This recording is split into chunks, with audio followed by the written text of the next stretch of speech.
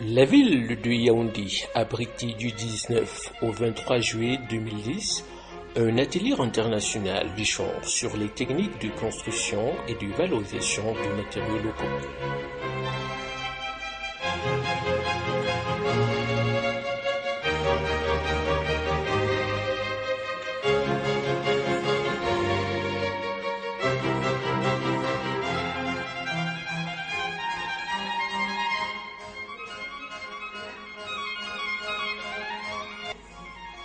Tenu sur la houlette de Cordate,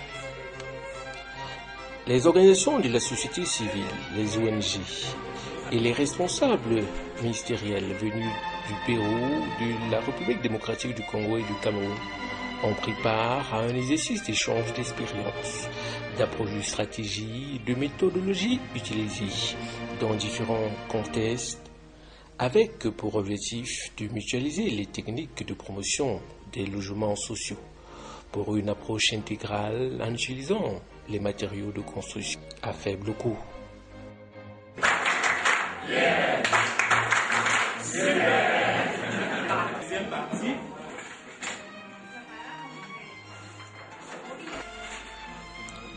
Cet atelier s'est déroulé en deux phases. La phase 1 a consisté à la présentation des cas de la République démocratique du Congo, du Pérou et du Cameroun, la présentation sur les adopts et les technologies de construction, les politiques de financement du logement social au Pérou, le système de purification des eaux et les débats. Ici, il s'agit simplement de voir, pour le cadre de l'expérience péruvienne, à quel niveau nous sommes et qu'est-ce qu'on peut tirer de l'expérience péruvienne. Parce que tout ce qu'ils font jusque-là, vous et moi, vous êtes d'accord, on n'a jamais fait. Il ne faut pas, à mon avis, ce serait compliqué parce qu'on n'aura pas d'argument pour avancer et on pourrait avoir du mal à apporter des réponses qui permettent aux gens de tirer des bonnes leçons. Même si, évidemment, elle a relevé à la fin des difficultés auxquelles la démarche au Pérou fait face pour l'instant, mais il y a quand même, on constate quand même qu'il y a une certaine volonté politique qui a été construite, systématisée, pour permettre aux citoyens d'avoir accès à un logement. Et je pense que c'est peut-être la première leçon, à mon avis, que nous devons tirer. Parce que certes, il y a des difficultés, mais ça n'évacue pas que politiquement, il y a une volonté très affichée, avec un système très bien monté pour répondre à une demande qui est sociale. La deuxième phase étant la descente sur le terrain pour des sciences pratiques, la récapitulation et capitalisation des leçons apprises.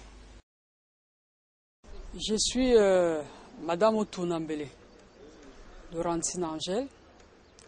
Je suis la présidente fondatrice de la Carptifon, un GIC qui fait dans l'aménagement, réaménagement et la promotion du titre foncier au Cameroun. Ce que j'ai pu retenir, c'est que par rapport à l'expérience péruvienne, le Pérou est déjà trop avancé en matière de construction en matériaux locaux. Si nous pouvons améliorer notre qualité d'exploiter, surtout notre terre, en matière de briquettes, briques de terre, cuites ou non cuites, stabilisées. Je suis Jean-Guy Yopa, je suis responsable d'organisation et je suis à cet atelier à deux titres. Déjà parce que je suis responsable d'une organisation qui travaille dans des quartiers où le problème de logement se pose. Et l'atelier pour lequel nous sommes ici intéresse justement le logement social, c'est-à-dire le matériau local. Nous avons beaucoup appris. Nous avons appris à cet atelier-ci particulièrement, il s'agissait de la brique cuite. Bon, nous avons vu les différents types de briques et les avantages que la brique cuite a par rapport à la brique stabilisée au ciment. À ce qu'on a observé et même en fonction des explications que nous avons eues, la brique cuite est plus stabilisée que la brique stabilisée avec le ciment. C'est-à-dire qu'en fait, elle résiste plus aux intempéries et à la pluie que la brique stabilisée avec le ciment. Et bon, par rapport au coût, nous voulons voir, nous allons faire des calculs pour nous assurer que sur le plan du coût, la brique cuite est peut-être moins chère que la brique stabilisée au ciment. L'expérience péruvienne nous rappelle un peu celle que nous avons dans nos villages, c'est de faire la brique stabilisée à partir des moules rudimentaires que nous avons dans les villages. Mais ce qu'ils nous ont apporté, c'est de nous montrer qu'on peut stabiliser la brique faite de manière artisanale comme au village. Avec un moule en bois, on peut faire la brique stabilisée. En fait, ils nous ont expliqué comment on peut incorporer le ciment et même comment on peut analyser la terre pour faire un certain nombre d'apports qui permettent d'avoir une brique de bonne qualité avec des moules rudimentaires en bois. Les travaux ont relevé qu'au Pérou, 85% d'habitants ont accès à un habitat social grâce aux matériaux locaux. En République démocratique du Congo, le processus se met en marche progressivement. Oui, je viens de la République démocratique du Congo. C'est M. Lokwalenzimi Achille. Je suis de l'ONG Loge-Terre, c'est-à-dire logement en terre. Oui, notre pays a une expérience sur la fabrication des matériaux locaux. C'est ce sur quoi d'ailleurs a porté notre exposé.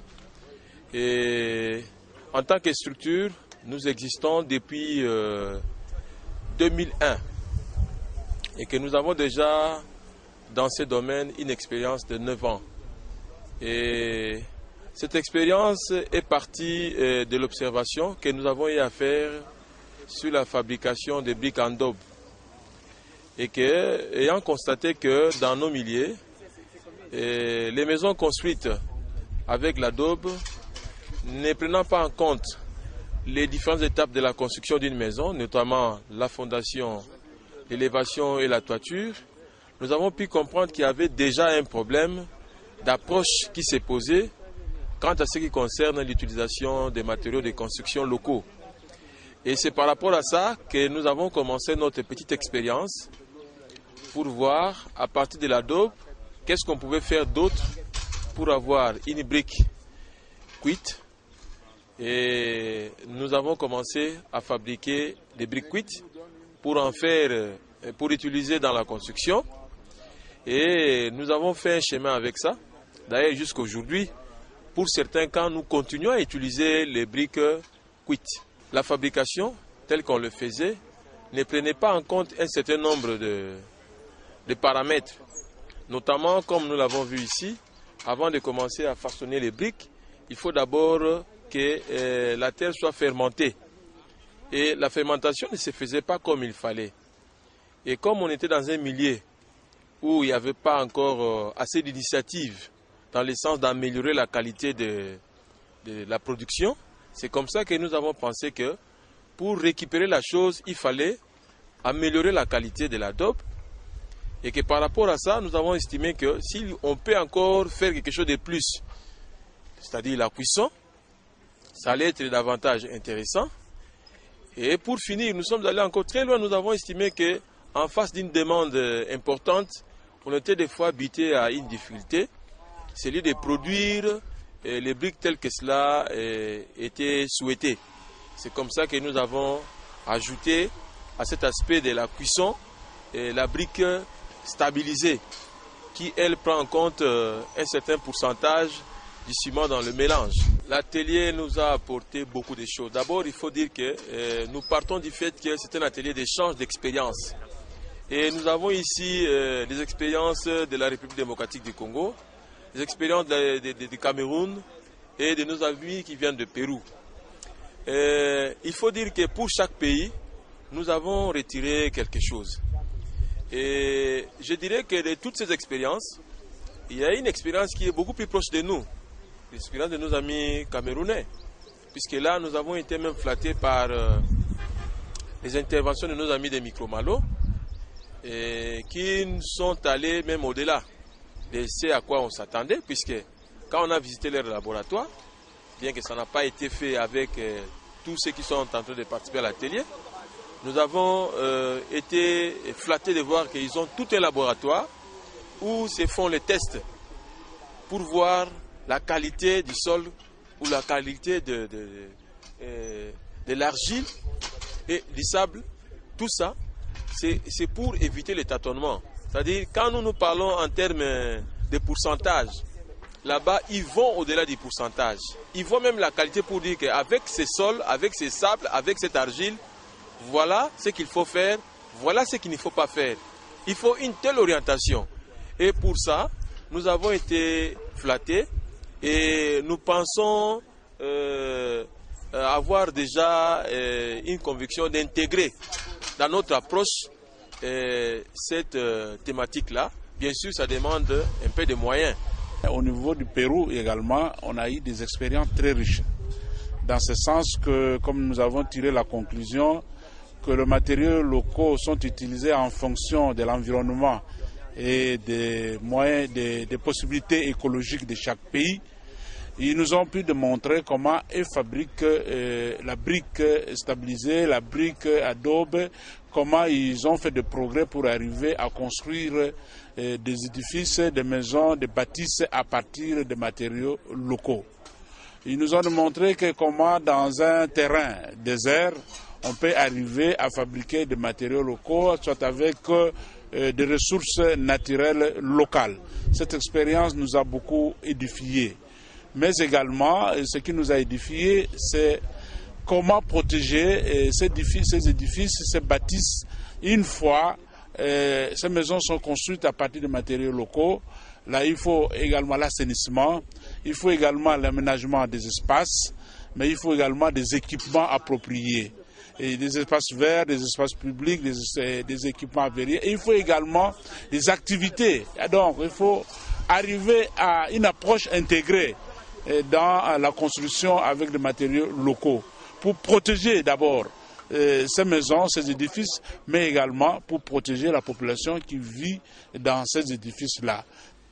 En somme, un atelier riche qui a permis aux participants d'acquérir de nouvelles connaissances sur les différents types de fabrication et d'usage de matériaux locaux pour la construction des logements sociaux dont l'Afrique a besoin. Nous, en tant que promoteurs, nous avions le devoir de sensibiliser les populations cibles pour améliorer leur habitat et construire à moindre coût avec des matériaux locaux. Vivement que les leçons apprises ici soient capitalisées afin que le déficit en logement soit considérablement réduit en Afrique.